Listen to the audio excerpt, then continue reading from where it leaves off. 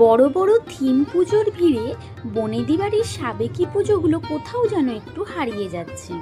তোমরা অনেকেই আছো যারা এই সাবেকি পুজো দেখতে খুবই ভালোবাসো। তাদের জন্যই নিয়ে এলাম নর্থ কলকাতার ফেমাস 10টি বনেদি বাড়ির পুজোর ঠিকানা, এবং তোমাদের সুবিধার্থে দিয়ে দেব নিয়ারেস্ট মেট্রো স্টেশনের নামও। তাই ভিডিওটা স্কিপ না করে দেখতে থাকো।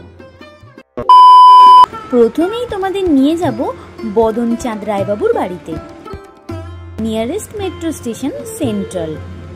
শোনা যায় দেশভাগের সময় এনারা হিন্দু অস্তিত্ব টিকিয়ে রাখার জন্য অনেক গুরুত্বপূর্ণ ভূমিকাই পালন করেন।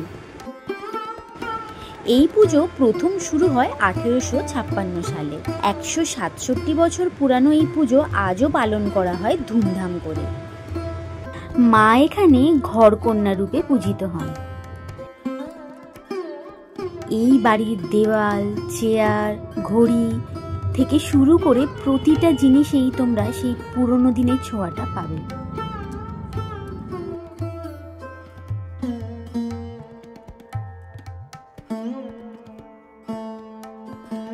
আমাদের সেকেন্ড ডেস্টিনেশন রামগোপাল সাহা বাড়ি। নিয়ারেস্ট মেট্রো স্টেশন হলো সেন্ট্রাল।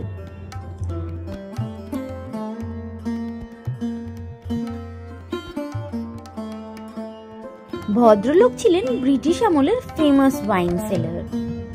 170 বছর পুরানো এই পুজোতে আজও এই বনেদি বাড়ি মেতে ওঠে আনন্দে।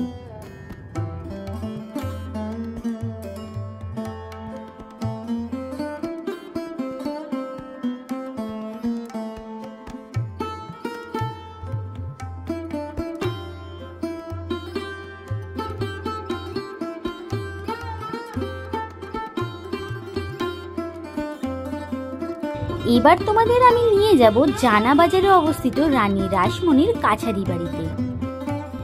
এর নিয়ারেস্ট মেট্রো স্টেশন স্প্ল্যানেড।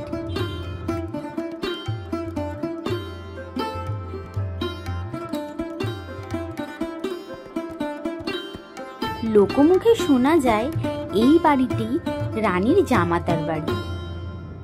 এই বাড়ির দুর্গাপুজো প্রায় 200 বছরেরও বেশি পুরানো।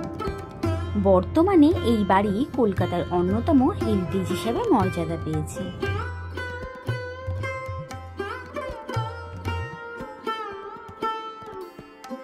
এরপর তোমাদের নিয়ে যাব রানী রাসমণির বাড়িতে।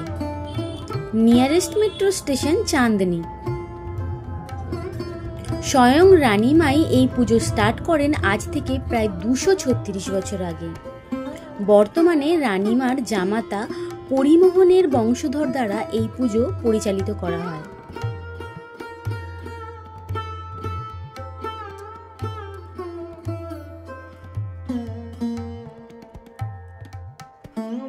এখানকার মায়ের মূর্তিটি একেবারেই অন্যরকম।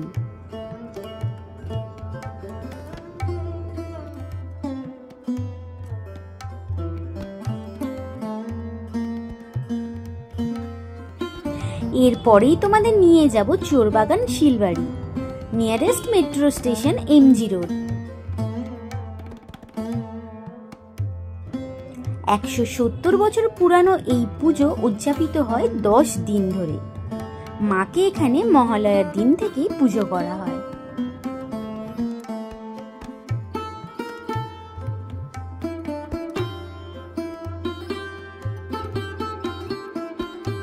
এর পরের ডেস্টিনেশন ঠনঠনিয়া রাজবাড়ি।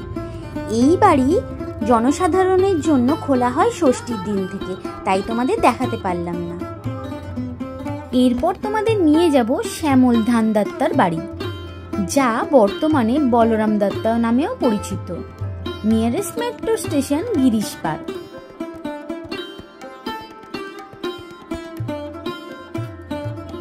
এখানে মায়ের পুজো স্টার্ট হয় ষষ্ঠী থেকে। এই পুজোর বয়স প্রায় 200 বছরেরও বেশি।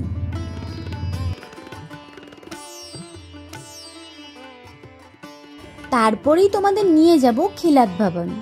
Nearest metro station Girish park. এই পুজোও শুরু হয় ষষ্ঠী থেকে, যার জন্য তোমাদের দেখাতে পারলাম না।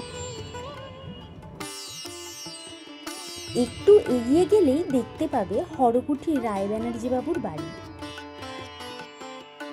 300 বছরেরও পুরনো এই বাড়িতে আজও দেবীপক্ষের সূচনা হয় ধুমধাম করে।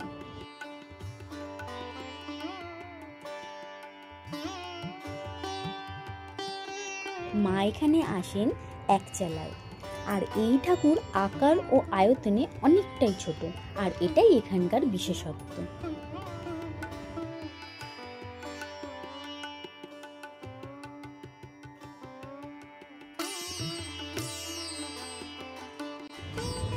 সবশেষে সকলের প্রিয় ও এক কথায় পরিচিত শোভাবাজার রাজবাড়ি, যা 269 বছরেরও বেশি পুরনো ঐতিহ্যকে বহন করে চলেছে।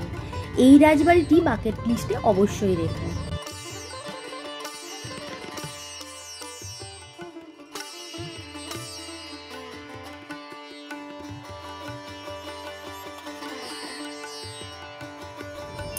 ভিডিও কেমন লাগলো কমেন্ট করে জানাতে ভুলো না।